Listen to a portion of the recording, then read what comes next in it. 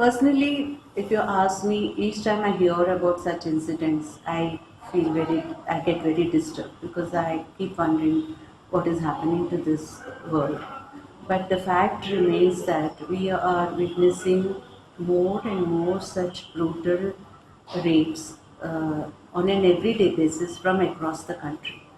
And we really need to look at the causes for that and like why is it happening, and also I feel that there is a lot more you know kind of whipping kind of what you call panic and blame game than actually analyzing why it is happening. And media should play a proactive role in seeing that the case is taken to its logical conclusion by keeping the focus on the issue and not politicizing it to the extent that it often tends to be done. Like, it doesn't matter who is in power. What is important is that the system and the society at large and the family and the neighborhoods and the community,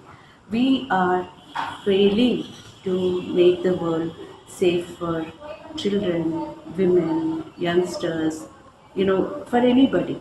So this widespread violence in the community, in the country, and the brutality which needs to be talked about and then analyzed, and then certain concrete steps need to be taken, because we cannot always blame the government. We also need to have strong community level organizations or community vigilance groups or whatever it is. Like, I remember when I was a child, if I did something wrong and my neighbors could, uncle or auntie could come and then just कान खींच के बोलते थे कि क्यों किया ऐसा. Like, it was parenting was a common responsibility of everybody.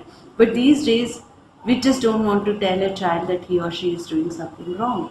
We don't want to interfere in somebody else's life, and we let go of so many small behavior aberrations to go unchecked in our families.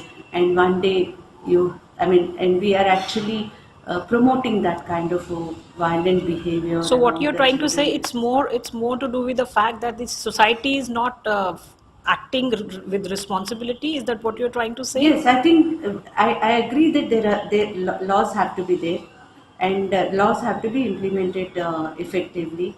The police has to play its role, and then the whatever the systems which ensure that justice is done to the victim have to work effectively and across the country. For every child who is raped or who is abused or who is trafficked, there should be justice.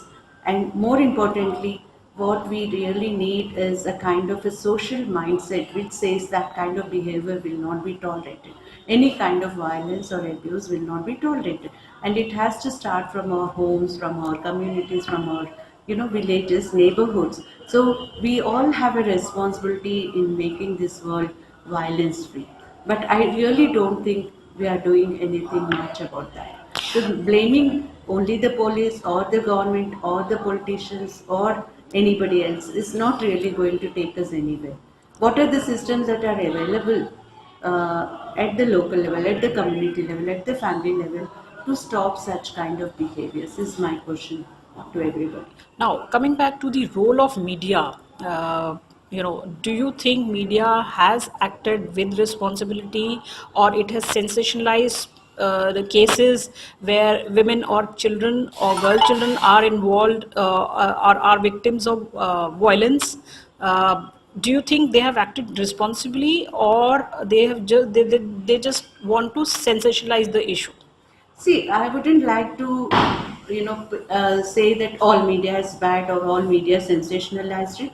They were very good, sensitive. There was very good, sensitive reporting on the issue, whether it is Nirbhaya or any other case of violence.